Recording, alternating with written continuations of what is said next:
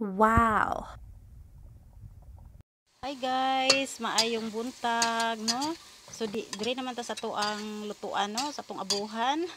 So magluto di ay ko karon og kanang kuan, munggo na may manok. So ginisa ko Wow! muna yung yung manok kasi yung munggo ay papalambutin ko pa. So habang nagpapalambot ako sa aking munggo, ay doon naman ako sa kabila kong mga gawain.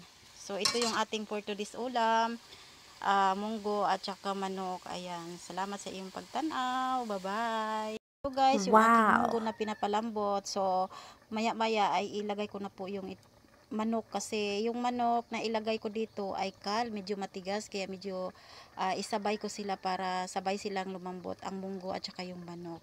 So yun lang, thank you. Ito yung aking ilalagay sa aking munggo at manok. Ayan, so dahil walang daon sili, papaya at saka malunggay na lang yung aking ilalagay.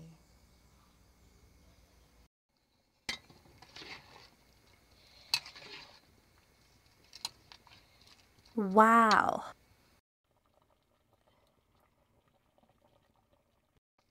Ayan guys, malapit na po siyang lumambot. Ayan, malapit na maluto yung manok, kasi itong manok na ito ay medyo matigas, kaya ayan, sinabay ko sa munggo. Guys, Wow! malapit na pong maluto ang aking munggo na may manok. Thank you for watching. Hey guys, magluto tayo ng hapunan. Ayan, magluto ako ngayon ng karning baboy. Ayan, higisa natin muna.